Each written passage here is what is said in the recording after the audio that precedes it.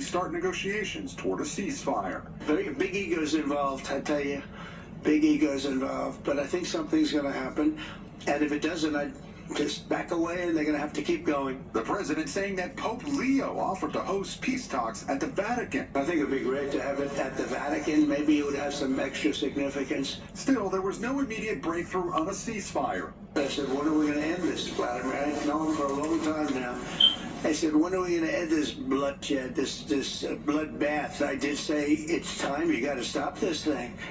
And I believe he wants to stop. President Putin describing the call as very constructive, adding Russia is ready to work with the Ukrainian side on a memorandum on a possible future peace treaty. President Trump then spoke by phone with European leaders as well as Ukraine's President Zelensky, who, unlike Putin, has already agreed to Trump's unconditional ceasefire proposal. Vice President Vance met with Zelensky in Rome Sunday. These smiling photos a sharp contrast from that tense Oval Office meeting in February.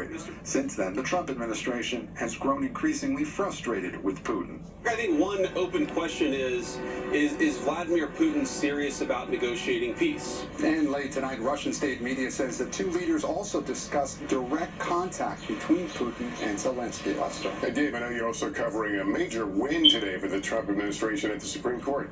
Yes, Lester, the Supreme Court just gave the Trump administration the green light to revoke temporary protected status for almost 350,000 Venezuelan immigrants, which could pave the way for them to be deported.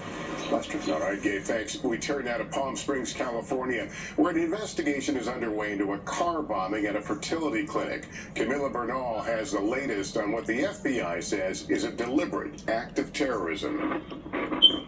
Chilling new details tonight on the extremist beliefs of the man suspected of bombing a fertility clinic in Palm Springs, California. The FBI identifying the suspect as 25-year-old Guy Barkis through DNA, who died when his car exploded just outside the American Reproductive Centers around 11 a.m. Saturday. It's certainly a huge concern that somebody would take out their personal grievances in a way that would harm other people. Two senior law enforcement officials briefed on the incident. He appears to have been driven by an anti-natalist ideology, a belief that no one should have children. His online presence now under intense scrutiny, according to the FBI, along with a 30-minute audio recording, what investigators say is part of a possible manifesto and an attempted live stream of the blast. But despite the chaos, the clinic's doctor says the eggs, embryos, and reproductive material were saved. Deputy Fire Chief Greg Lyle and an FBI agent entered the surgical center in the aftermath. I was just equipment and I just needed to get power back on.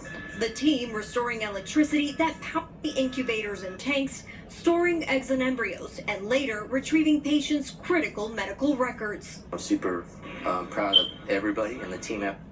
And we spoke to the clinic's doctor, who says they are operating, but at a different location. He says thousands of embryos were saved.